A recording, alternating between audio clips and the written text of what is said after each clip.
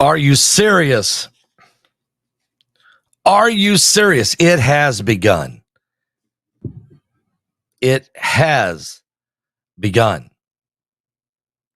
Israeli troops have crossed the border into Lebanon uh, ahead of a full ground invasion of tanks and artillery, rocket launchers, military hardware, and troops.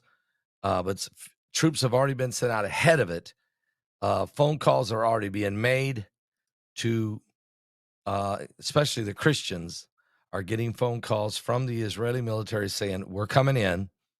We know you. We don't want to hurt you. We want you to run, or we basically want you to flee the area, evacuate now, and start going back because we are coming in." Let me tell you what else they're saying, and let me tell you what Netanyahu's saying, and the response by the United States. First, let's put a shout out, if we could, for www.pastorpaulgold.com. That's www.pastorpaulgold.com. Are you worried about the future of the U.S. economy? I would definitely be, especially at midnight tonight, if the entire ports from Maine to Texas go on strike. Oh, along with the catastrophe, the apocalyptic catastrophe that's happening right now in North Carolina, South Carolina, in the Southeast from this hurricane. Listen, with so much uncertainty in the air with wars and rumors of wars, it's just natural for anybody to fret about the security of your home, your family, and your retirement funds. So there's one thing you need to understand. There is an asset that has stood the test of time: gold. Gold is a biblical currency. For centuries, gold has always been used to hedge against market volatility and economic instability, even in governments collapsing. With a gold IRA from Noble Gold Investment, you can harness the power of precious metals to help protect your financial future. By rolling over your existing IRA or 401k into a self-directed gold IRA, you will enjoy the potential for long-term growth and stability. Diversify your portfolio, folks, with some tangible assets that are real value, like gold. And you can call them. Just simply go to www.pastorpaulgold.com. That's www.pastorpaulgold.com. Or pick up the phone and call them at 877-646-5347. If you set up a gold or silver IRA, you qualify, and you can get 10. They'll give you 10 ounces of this beautiful coin, silver, pure silver coin of Donald J. Trump. They'll give you 10 of those, which is 10 ounces of silver, or you can have this 10-ounce silver bar of the U.S. American flag. United, we stand. Okay? So you can have these. They'll give those to you for free, even as a gift for setting up and protecting your financial needs at PastorPaulGold.com.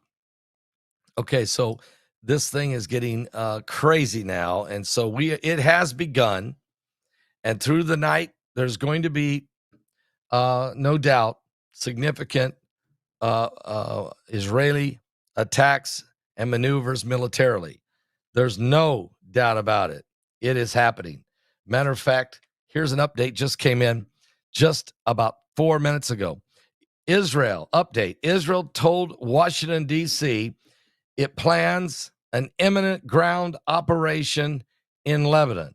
According to U.S. officials who just confirmed this, Israel is planning a limited ground operation in Lebanon that could start immediately. Israel has told Washington an account collaborated by the Israeli familiar with military deliberations. Israel's planned campaign would be smaller than the war with Hezbollah back in 2006, and it would focus mainly on clearing out the militant infrastructure along the border and remove the threat to the Israeli border communities so that the 60 to 80,000 Israelis who evacuated can finally go home, according to U.S. officials. And today, Israeli forces have carried out limited raids. Just about an hour ago, they started going in limited raids in Lebanon, according to Israelis familiar with the operations. who spoke on a condition of anonymity to discuss this very sensitive matter. Now, another report just came in that Lebanese troops are already pulling back from the border as Israeli ground invasion looms. As we said, Israel has already sent troops, ground troops, in ahead of the tanks, starting the process of clearing the path. Washington, Beirut, Lebanon, Jerusalem, all are in confirmation now. Lebanese troops have begun pulling back from the border with Israel late this, just in the last little bit here, just before dark, as the ground invasion by Israel looked imminent. Well, it is imminent. They have gone in. Just days after Israel killed the head of Lebanon's terrorist organization, Hezbollah, his name was Hassan Nasrallah. He was killed in an escalation of regional tensions has ensued. At least 2 Israeli strikes have hit Beirut's southern suburbs, a security source is saying, with the Reuters reporting and other media outlets seeing a flash of light and hearing a loud blast about an hour after Israeli military had warned the residents to evacuate. They gave them an hour. Areas near the buildings, is said, contain Hezbollah infrastructure south of the Lebanese capital. U.S. officials, speaking on condition of anonymity, have told the media that positioning of Israeli troops suggests that a ground incursion into Lebanon is imminent. Israeli Defense Minister Yoav Gallant told local councils heads in the northern Israel that the next phase of war along Lebanon's southern border would begin, would begin, and would support the aim of bringing home Israelis who have fled Hezbollah's rockets for almost a year after the attack, the brutal attack by Hamas on the Israeli citizens on October 7th of 2023. He also told troops, "We will use all means that may be required. Your forces, other forces from the air, from the sea, and on land." And then he said, "Good luck." Lebanese troops started pulling back from positions along Lebanon's southern border with Israel about 3 miles north of the border, a Lebanese security source is telling the media. A Lebanese army spokesperson did not confirm or deny this movement. Lebanon's army has historically stayed on the sidelines of major conflicts with Israel, and in the last year of hostilities has not fired on the Israeli military. So Lebanon's government military has not engaged on Israel. It's been the Hezbollah military, which is actually stronger than the Lebanon military. It's actually has better equipment, rockets, way more, just way more, as Hezbollah has indoctrinated that society. Now, Amal al-Harani, he's the mayor of one of the towns, a Christian majority Lebanese village that's only 6 miles off the border with Israel.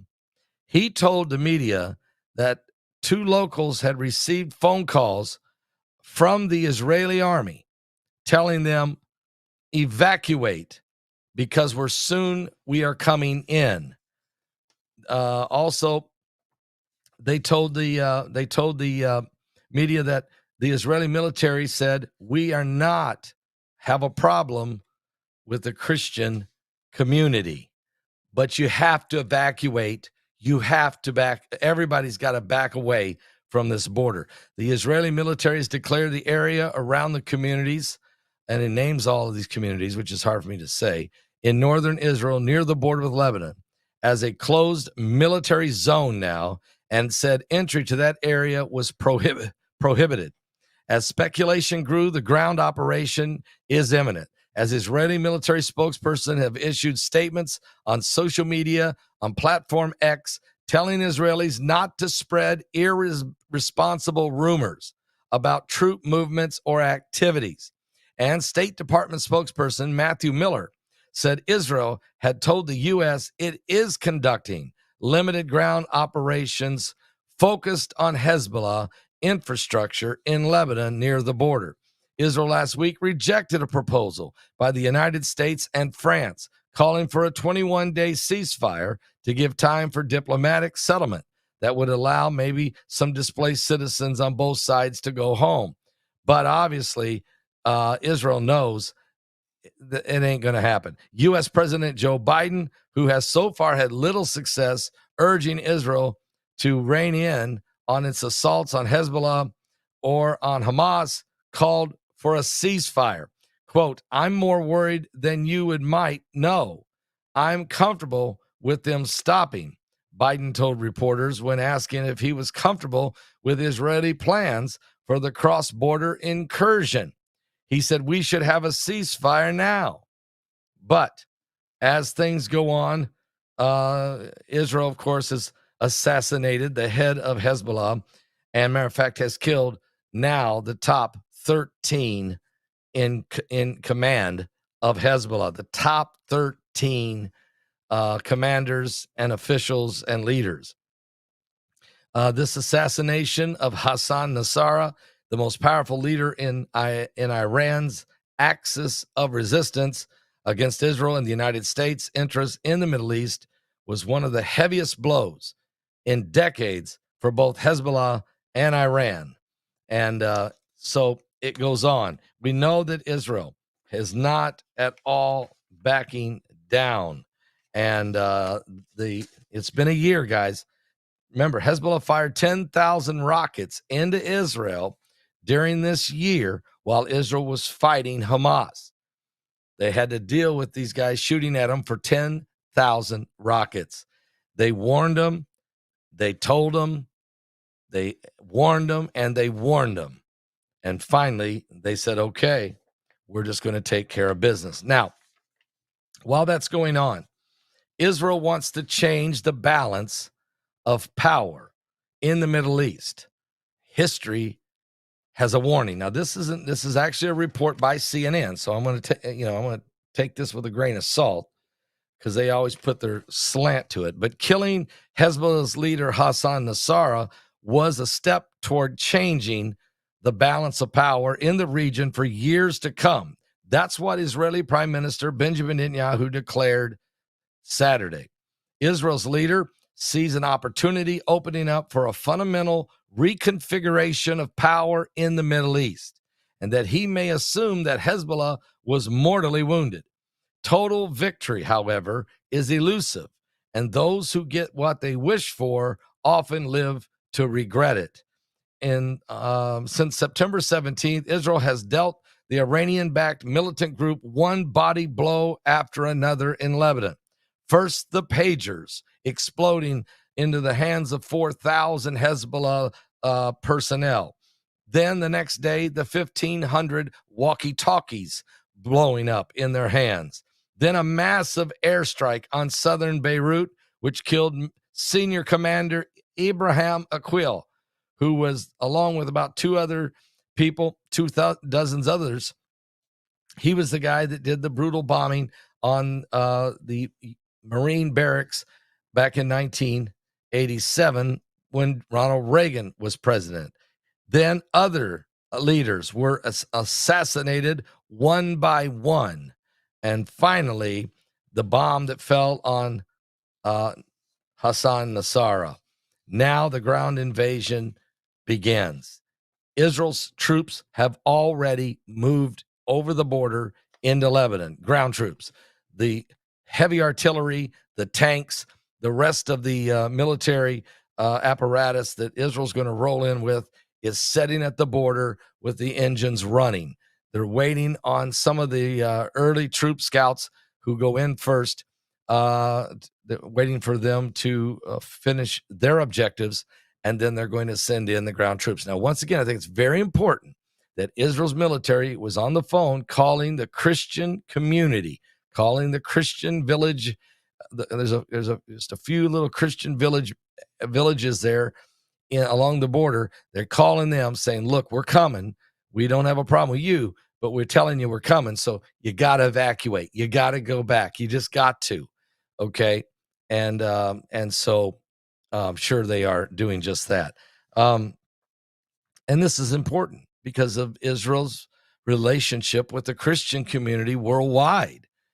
It's never been about the Christians. The Christians have always been have always backed Israel. They've always been a part of supporting the nation of Israel. Most Christians, I should say. There's a few that can't figure it out, but for the most part, 85 to 90% stand with Israel, no question, because they stand with the God of the Bible. And so obviously, as we go forward now, we're going to see, what does Netanyahu mean by the balance of power, a reconfiguration of the Middle East? It sounds like to me that not only is he going to keep Gaza and finish off Hamas, but he's going to maybe reconfigure, even possibly southern Lebanon could wind up in possession of Israel. I'm not saying that's what they're going to do, but it's possible. If that's what they got to do to bring security, sort of like they did in 1967 when they took the Golan Heights away from Syria for security reasons. But Syria, that should have been Israel's land anyway. So should southern Lebanon, actually, according to the Bible, everywhere Abraham's foot landed. But it may not be geographically that they're going to seize that land.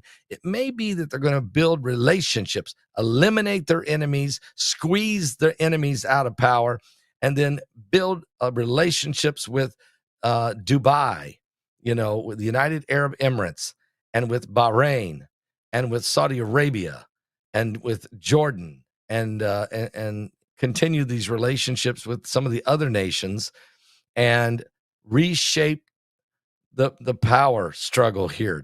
In other words, get everybody to agree together to be with Israel, except Iran, and leave them isolated. They're still going to have to deal with the Iraqis and the Syrians and the Afghanistan groups, but they can push that off for a while. It's getting this apparatus that's getting the Ayatollah Ali Khamenei's regime of terror. It's getting his apparatus of using these proxies.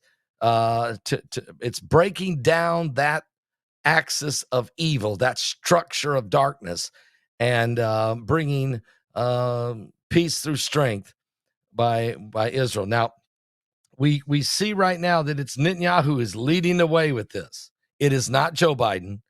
Biden has been resisting this every step of the way. Harris, obviously, she's way off track. She thinks we have to force a two-state solution. Biden knows this, and Netanyahu has made his mind up that he's got to fix it and fix it now. This is the time to do it. Now, it doesn't mean that Israel's going to, and when they get done with the Hezbollah, that they're going to turn toward Iran. I think they're going to turn toward the Houthis first. I think they're probably going to ask the United States if they would help them, but if not, Israel will do it themselves, and that's clean out that cesspool of Houthi fighters sitting down there in Yemen, and clean that out so they can no longer shoot rockets at the look. Houthis have taken the Suez Canal hostage, basically, by shooting oil tankers and cargo ships. That's got to stop.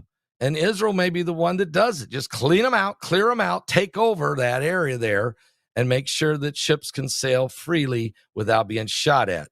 I would think America would have done this, but it may have to be Israel. And then after they're done with the Hezbollah, and after they're done with the Houthis, then they're going to look at Iran. They don't want a war with Iran unless Iran wants a war with them. And that will be the moment of truth. I think it's good to hear that some of the Lebanese and some of the Hezbollah fighters are backing up, that are already starting to back off. I think that's good because that would be a whole lot easier if they would just turn and go back home and not engage themselves in a fight. But Israel's going to blow up all their rockets. They're going to destroy their complete military operation. They're going to destroy all their rockets and missiles and military positions that has given the threat to Israel for all this time. They're going to put an end to it. Netanyahu has put a complete operation to reshape how the balance of power structure works in the Middle East. And the United States needs to stand shoulder to shoulder. They need to stand right along with Israel to put an end to this so that people can go forward and try to live in peace. And just, at least for a little while, we know that until the Lord comes back, obviously, he's the Prince of Peace. And even when the Lord does to finish off the enemies of darkness, do you realize the final battle, the only way it ever comes is because the Messiah, with his 10,000 horsemen from the heavens, finishes the darkness in the great battle of Armageddon. That's the end of the story as it relates to the darkness. But until then, God said for us to stand strong, to pray, and and that's what we're going to do. We've declared, for America, we've declared a 40-day prayer and fasting, and we're going to continue to do that every day. My first video every day will start with that 40-day fasting and prayer. We're going to do that until election day, the 40th day. We're also getting ready now for the Feast of Trumpets. We're preparing for that. We're preparing all of you to be absolutely prepared. Get your prayer requests ready. Get your praise reports ready. Get your offerings ready for the Feast of Trumpets. Rosh Hashanah is just about here. And it will happen on Wednesday as the sun sets at 6 p.m. Eastern on Wednesday. It's the beginning of the Feast of Trumpets. I really want you to be ready for that, okay? So start preparing. You can send your offerings in. Matter of fact, you know where to do. You can send them by mail, or you can go to our website at paulbegleyprophecy.com, and you can start sending it that way. And that way, send in those prayer requests, send in those praise reports, start the process. And you know this, that when the Feast of Trumpets are here, and that God, then we go into the 10 days of awe, where we are literally repenting. And that goes perfect with the fact that we're in a 40 days of prayer and fasting anyway. So we are preparing. We're going to follow this feast. I really think this is the year you should definitely follow this feast. Definitely do it. I'll talk about that a little bit later. But right now, prepare yourself, folks, because we are living in the last days, and the biblical battles now have begun. It has begun.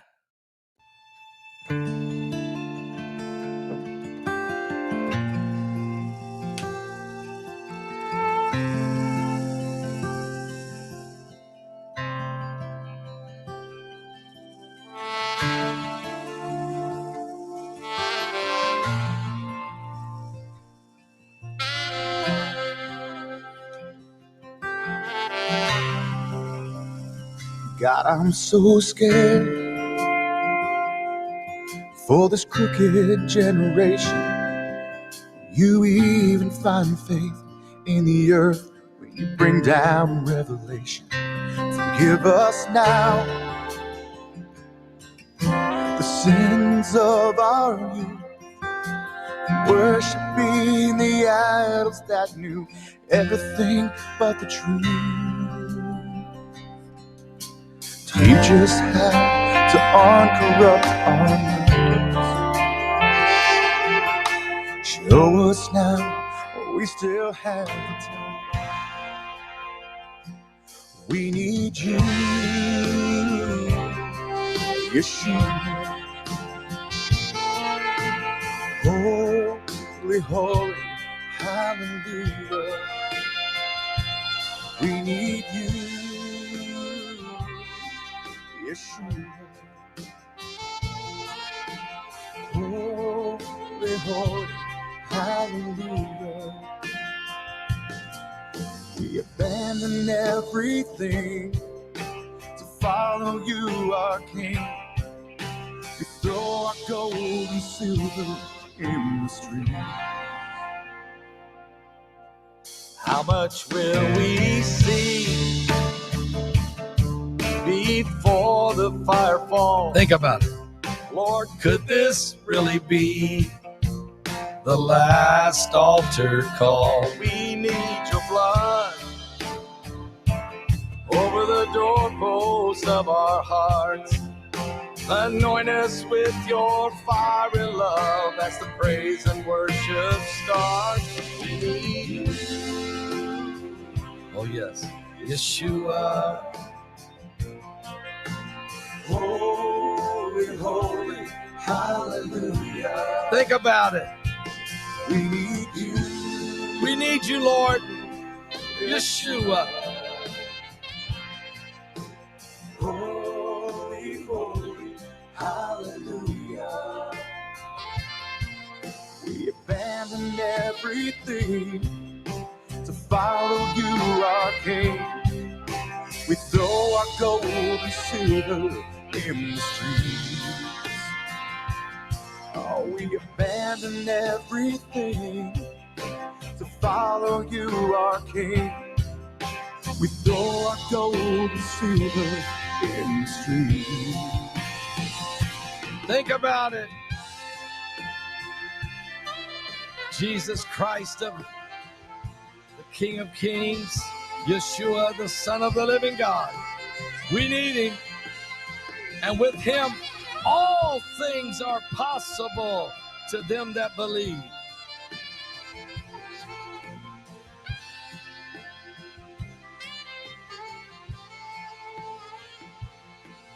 We abandoned everything to follow you, our King. We throw our gold and silver in the streets. Oh, yes, Lord. Yes, Lord. We abandoned everything to follow you, our King. We throw our gold and silver in the streets. Give your life to Jesus Christ, folks. You don't want to be left behind. I mean, think about it. How close are we to the coming of the Lord? Look at the prophecies being fulfilled right before your very eyes. Are you ready?